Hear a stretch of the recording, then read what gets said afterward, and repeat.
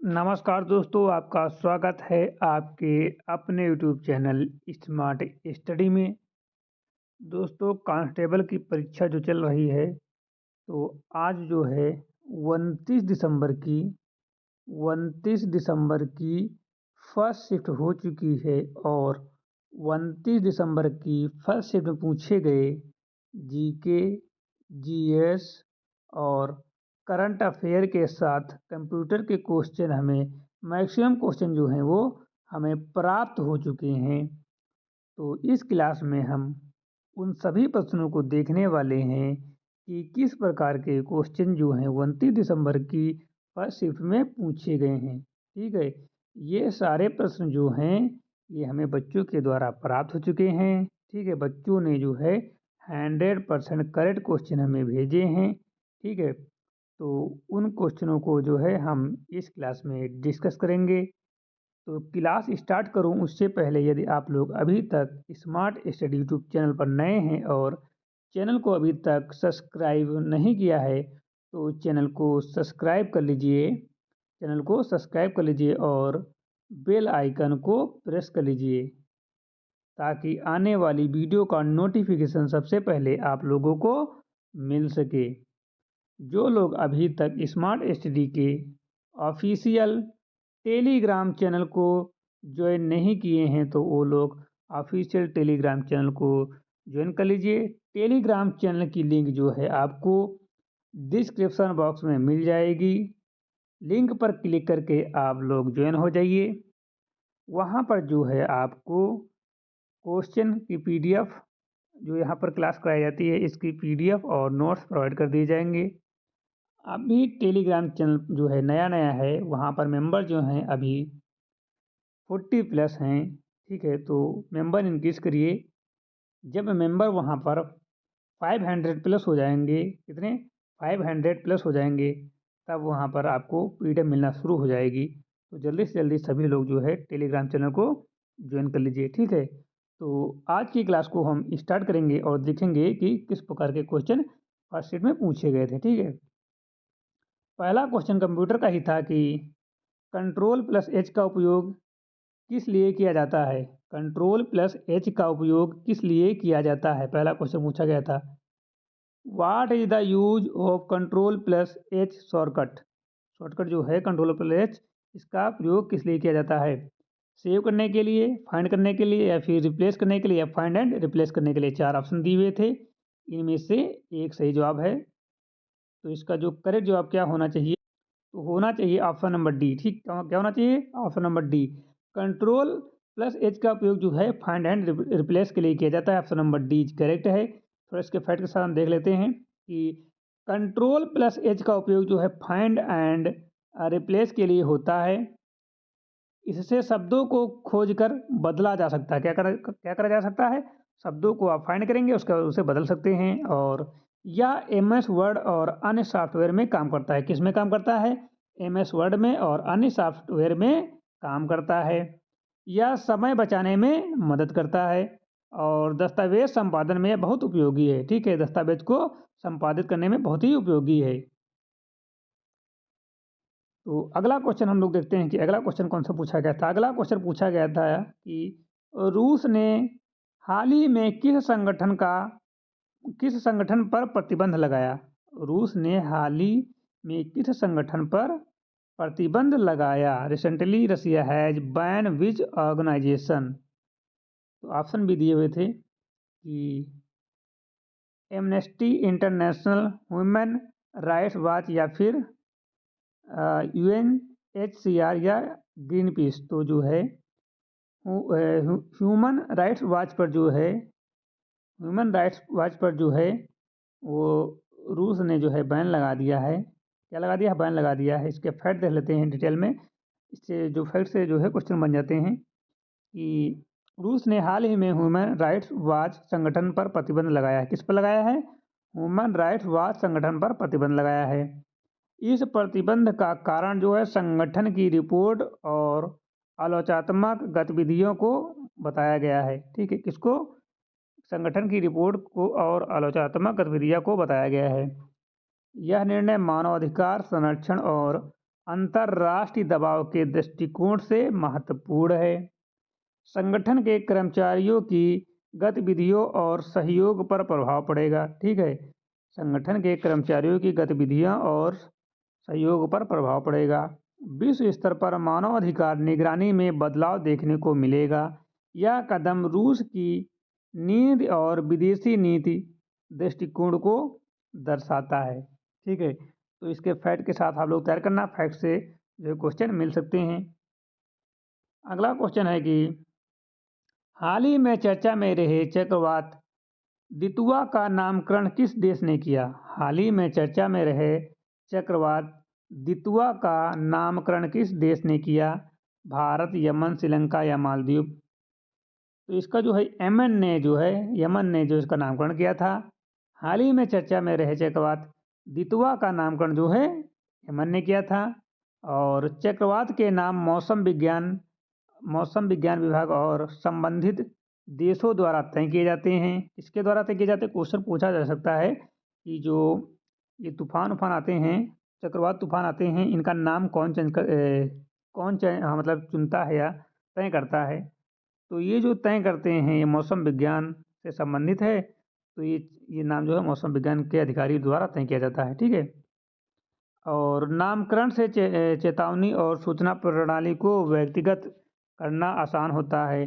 और यमन का यह योगदान है वैश्विक समुद्री और मौसम विज्ञान में मानता है। ठीक है, और सक्रिय नामकरण से आपदा प्रबंधन और जागरूकता बढ़ती है। और यह जो है अंतर्राष्ट्रीय सहयोग और समुद्री सुरक्षा में भी मदद भी करता है। ठीक है, अगला क्वेश्चन है कि अकबर के दरबार में प्रसिद्ध हिंदी कवि कौन थे? अकबर के दरबार में प्रसिद्ध हिंदी कवि कौन थे? Who was the famous Hindi poet in Akbar court? Tulsidas, Surdas, Abdul Rahim Khan Khana या बिहारी? कौन थे? इन चारों में से एक सही है। ऑप्शन नंबर सी करेक्ट है। अब्दुल रहीम खान खाना जो थे वो अकबर के दरबार में प्रसिद्ध हिंदी कवि थे। अब्दुल रहीम खान खाना अकबर के दरबार के प्रसिद्ध कवि थे। वे रहीम के दोहों के लिए प्रसिद्ध हैं। उन्होंने हिंदी साहित्य को समृद्ध किया। वे अकबर के नवरत्नों में शामिल थे। उनकी रचनाएं आज भी लोकप्रिय हैं और भक्ति और नीति उनके काव्य का विषय था। भक्ति और नीति उनके काव्य का विषय था। मध्यकालीन इतिहास और साहित्य में यह प्रश्न जो है महत्वपूर्ण माना जाता है। ये क्वेश्चन जो है आज के एग्जाम में भी पूछा गया है। ठीक है, अगला क्वेश्चन कि पीएम किसान मान धन योजना में कितनी पेंशन दी जाती है? How much pension is provided under PM किसान मान धन योजना? पीएम किसान मान धन योजना में कितनी पेंशन दी जाती है? How much pension is provided under PM किसान मान धन योजना? तो पीएम किसान मान धन योजना में जो है वो 3,000 रुपये पेंशन दी जाती है। कितनी? 3,000 रुपये पेंशन दी जाती है। ऑप्शन नंबर सी करेक्ट है। पीएम किसान योजना में 3,000 रुपये मासिक पेंशन मिलती है। यह योजना वृद्ध किसानों के लिए है। 60 वर्ष की आयु के बाद पेंशन दी जाती है। यह एक सामाजिक सुरक्षा का योजना है और इससे किसानों को नियमित योगदान करते रहते हैं। ठीक है, अगला क्वेश्चन है कि भारत का चौथा सर्वोच्च राष्ट्रीय नागरिक सम्मान कौन सा है? भारत का चौथा सर्वोच्च राष्ट्रीय नागरिक सम्मान कौन सा है? Which is the fourth highest civilization award of India? Civilian award of India? Bharat Ratna, Padma Bhushan, Padma Vibhushan, Padmashri? Bharat का चौथा सर्वोच्च नागरिक सम्मान कौन सा है? तो भारत का चौथा सर्वोच्च नागरिक सम्मान जो है वो पद्मश्री है। ऑप्शन नंबर डी करेक्ट है, पद्मश्री। भारत में नागरिक सम्मान की एक निश्चित श्रेणी है। सबसे बड़ा सम्मान जो है भारत रत्न है। उसके बाद पद्म विभूषण है और फिर पद्म भूषण आते हैं। और जो है पद्मश्री चौथा सर्वोच्च नागरिक सम्मान है। पद्मश्री चौथा सर्वोच्च नागरिक सम्मान है। यह कला, साहित्य, विज्ञान, खेल और समाज सेवा के लिए दिया जाता है। इसकी शुरुआत जो है 1954 में हुई थी। क्वेश्चन पूछा जा सकता है कि इन पुरस्कारों की शुरुआत यानी कि पद्मश्री की शुरुआत कब हुई थी? तो आपको बताना है 1954 से इसकी शुरुआत हुई थी। ठीक है, अगला क्वेश्चन है कि भारतीय कम्युनिस्ट पार्टी की स्थापना कब हुई? When was the communist party of India founded? 1920, 1923, 26 दिसंबर 1925 या 1930? तो इसका राइट आंसर है ऑप्शन नंबर सी, 26 दिसंबर 1930। अब इसके फायदे लेते हैं कि भारतीय कम्युनिस्ट पार्टी की स्थापना 26 दिसंबर 1925 को हुई। इसकी स्थापना कहाँ हुई थी? तो कानपुर में हुई थी। और यह भारत की प्रमुख वामपंथी राजनीतिक पार्टी है। भारत की प्रमुख वामपंथी राजनीतिक पार्टी है। इसका उद्देश्य समाजवादी व्यवस्था स्थापित करना था। ब्रिटिश काल में इसका बड़ा प्रभाव रहा और स्वतंत्रता आंदोलन में इसकी भूमिका थी। आधुनिक इतिहास में यह महत्वपूर्ण तथ्य है। डीजीपी आईजीपी सम्मेलन में देश का सर्वश्रेष्ठ पुलिस थाना कौन सा घोषित हुआ? Which police station was declared the best in India? Chanakyapuri, Ghazipur, Civil Lines या कोतवाली? तो डीजीपी आईजीपी सम्मेलन में जो है देश का सर्वश्रेष्ठ पुलिस थाना जो है गाजीपुर घोषित हुआ। Option number B Ghazipur.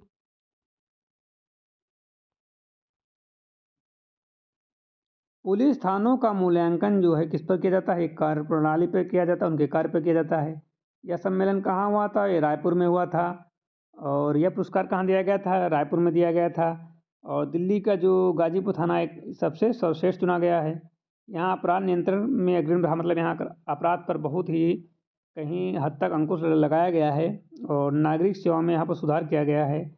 और अन्य थानों के लिए यह प्रेरणा का विषय है। ठीक है, प्रेरणा माननी चाहिए अन्य थानों को।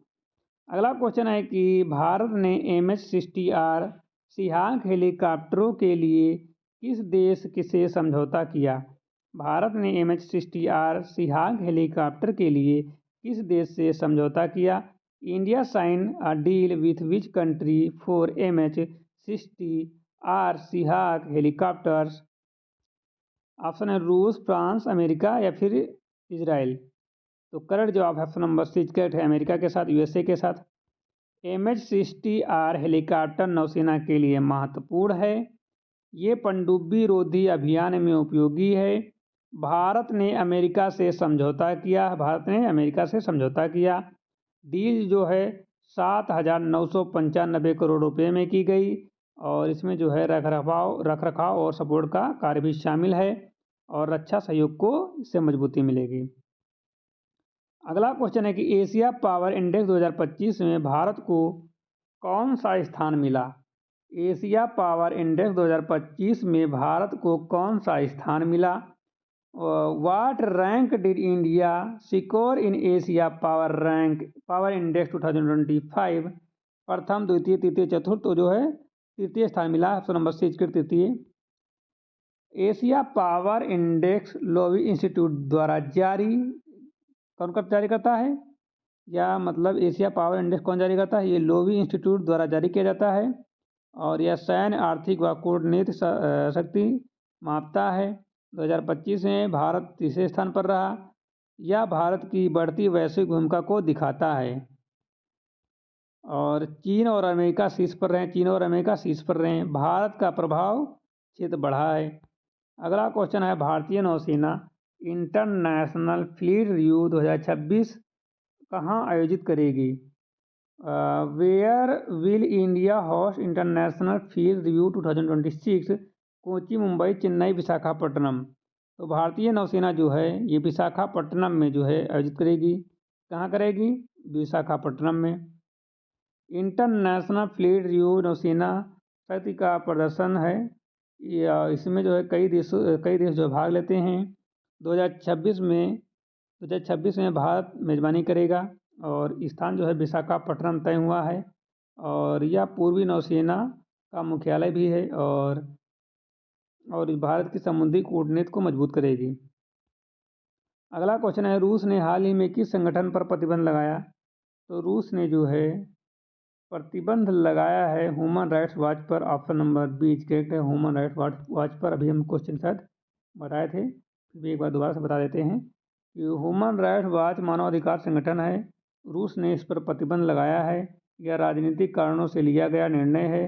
संगठन रूस की आलोचना करता रहा। यह कदम अंतर्राष्ट्रीय स्तर पर चर्चित हुआ और मानवाधिकार मुद्दे फिर से उभरे हैं। अगला क्वेश्चन है, चक्रवात द्वितवा का नामकरण किस देश ने किया? तो ये जो नामकरण किया गया है ओमान द्वारा किया गया है। ओमान द्वारा, यमन द्वारा, हाँ यमन द्वारा किया गया था। ऑप्शन नंबर सी यमन द्वारा किया गया है। चक्रवात का नामकरण क्षेत्रीय सूची से होता है। द्वितवा नाम यमन द्वारा दिया गया है या अरब सागर क्षेत्र से संबंधित है। नामकरण से पहचान आसान होती है और आपदा प्रबंधन में सुविधा मिलती है। IMD निगरानी करता है। क्वेश्चन शायद दोबारा आया है इस क्लास में, ठीक है। भारतीय वन्यजीव संस्थान ने कितनी नई उभयचर प्रजातियों की खोज की? How many new amphibian species were discovered by will? 10, 11, 12, 13। तो इसका सही जवाब है 13। Option number D 13। WII जैव विविधता अनुसंधान करता है। यहाँ 13 नई उभयचर प्रजातियाँ मिली हैं। उभयचर पर्यावरण संकेतक होते हैं। यह खोज संरक्षण के लिए अहम है। भारत की जैव विविधता को समृद्ध हुई है। अगला क्वेश्चन है कि सुजलम भारत अभियान के तहत मनरेगा की कितनी राशि जल संचय पर खर्च होगी? 50%, 55%, 60 या 65%? तो 65% खर्च होगी। सुजलाम भारत अभियान जल संरक्षण से जुड़ा है और डार्क जोन जिलों में संकट अधिक है। मनरेगा की 65% राशि जल संरक्षण पर खर्च होगी। इससे भूजल स्तर सुधरेगा, रोजगार और जल दोनों मिलेंगे, स्थानीय विकास को बढ़ावा मिलेगा। अगला क्वेश्चन है, भारतीय परीक्षाओं में नकल रोकने के लिए 10 वर्ष की सजा करने वाला कानून किस राज्य में बना है? तो ये बना है हिमाचल प्रदेश में। भारतीय परीक्षाओं में नकल बड़ी समस्या है। हिमाचल प्रदेश ने सख्त कानून बनाए हैं। 10 साल की सजा का प्रावधान है, ठीक है। ये क्वेश्चन रिपीटेड है। इससे पहले क्वेश्चन मतलब इससे पहले की शिफ्ट में भी क्वेश्चन पूछा गया था, कल की या परसों शिफ्ट में पूछा गया था, ठीक है। रिपीटेड क्वेश्चन है तो हम शायद इससे पहले करा चुके हैं क्वेश्चन, ठीक है, क्योंकि ये रिपीटेड है। अगला क्वेश्चन है कि गुप्त काल में भू राजस्व की दर कितनी थी? What was the land revenue rate during the गुप्त पीरियड? 1/3, 1/4, 1/5, 1/6? तो ये जो थी 1/6 थी। गुप्त काल में भू राजस्व की दर उपज का 1/6 भाग थी। इसे भाग कहा जाता था और यह व्यवस्था मौर्य काल की तुलना में हल्की थी। किसानों पर कर का बोझ कम था। इससे कृषि का विकास हुआ। गुप्त काल को स्वर्ण युग कहा जाता है। प्राचीन इतिहास में यह अक्सर प्रश्न पूछा जाता है और ऑप्शन नंबर डी करेक्ट है, 1/6।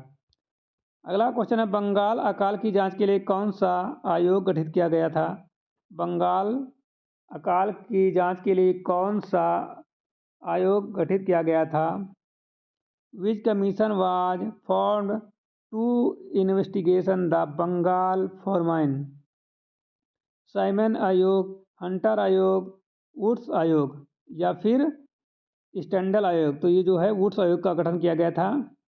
बंगाल अकाल की जांच के लिए वुड्स आयोग गठित किया गया था।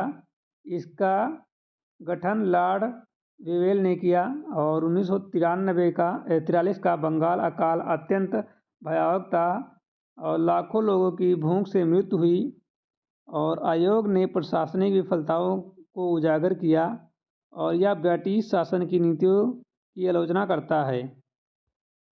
ऑप्शन नंबर सी करेक्ट है, वुड्स आयोग। अगला क्वेश्चन है कि पद्मश्री से सम्मानित पहली भारतीय अभिनेत्री कौन थी? पद्मश्री से सम्मानित पहली भारतीय अभिनेत्री कौन थी? Who was the first Indian actress to receive the Padmashri? Padmashri से सम्मानित पहली भारतीय अभिनेत्री कौन थी? Who was the first Indian actress to receive the Padmashri? Meena Kumari, Nargis Dutt, Madhubala, Vyjayanthi Mala? ये 4 ऑप्शन हैं तो इसका सही जवाब Nargis Dutt, option number B के नरगिस दत्त। नरगिस दत्त पद्मश्री पाने वाली पहली भारतीय अभिनेत्री थी। वे भारतीय सिनेमा की महान कलाकार थी। उन्होंने मदर इंडिया जैसी ऐतिहासिक फिल्म में काम किया। कला और समाज सेवा में उनका योगदान रहा और पद्मश्री से उन्हें सम्मानित किया गया। ऑप्शन नंबर बी करेक्ट है।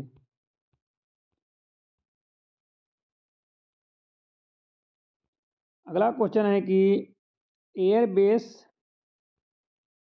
एयरबेस ने A320 फैमिली के विमानों के लिए तत्काल सॉफ्टवेयर अपडेट क्यों जारी किया?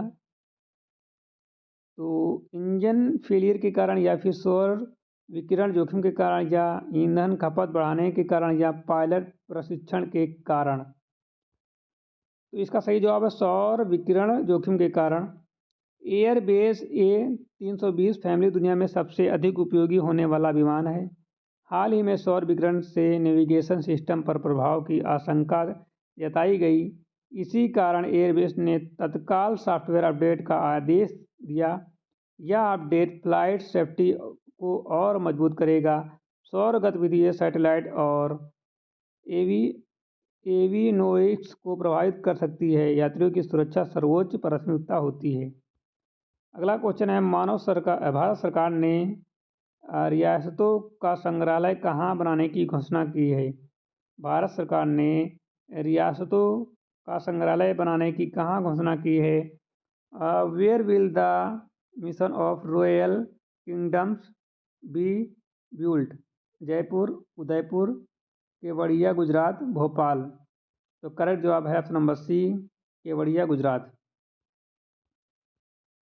केवड़िया गुजरात में स्टैचू ऑफ यूनिटी के पास स्थित है। यह क्षेत्र पर्यटन का बड़ा केंद्र बन चुका है और रियासतों का संग्रहालय भारत की रियासतों के इतिहास को दर्शाएगा। इसमें राजाओं, रानियों और शाही परंपराओं की झलक होगी। यह सांस्कृतिक विरासत संरक्षण का प्रयास है और इससे पर्यटन और रोजगार दोनों बढ़ेंगे।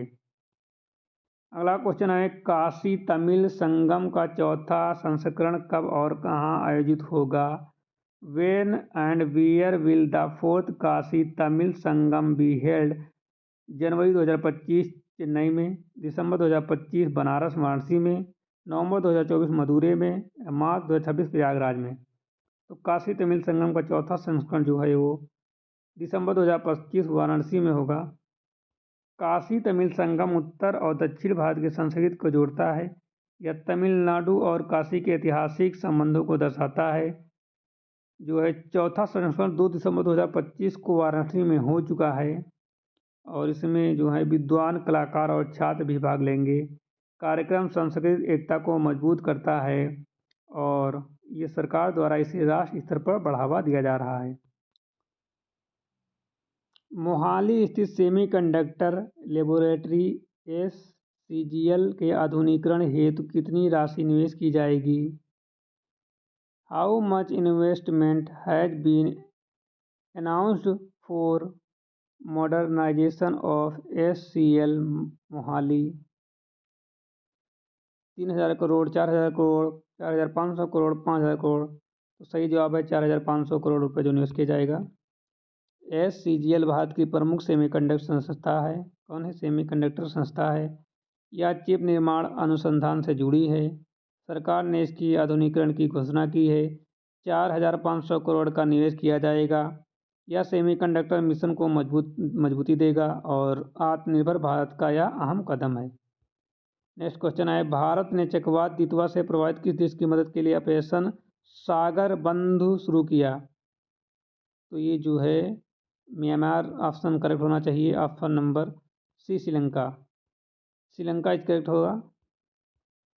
भारत ने क्षेत्रीय सहयोग में अग्रणी भूमिका निभाता है। चक्रवात दितवा से श्रीलंका प्रभावित हुआ। मानवीय सहायता हेतु ऑपरेशन सागर बंद शुरू किया गया। इससे राहत सामग्री भेजी गई। यह भारत की पड़ोसी प्राथमिक नीति को दर्शाता है और आपदा प्रबंधन में सहयोग बढ़ाता है। अगला क्वेश्चन है थार मरुस्थल की प्रमुख विशेषता क्या है?